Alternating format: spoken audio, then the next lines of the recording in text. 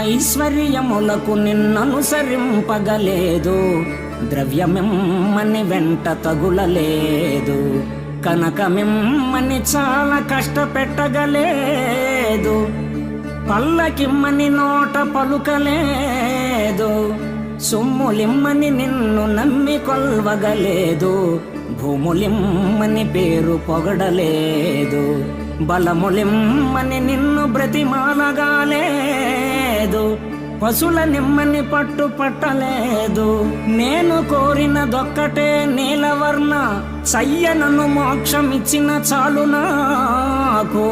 భూషణ వికాస శ్రీధర్మపుర నివాస, దుష్ట సంహార నరసింహ దురిత దూర. పరంధామ ఐశ్వర్యం కోసమో సువర్ణమయ సంపద కోసమో పల్లకీలో ఊరేగే స్థితి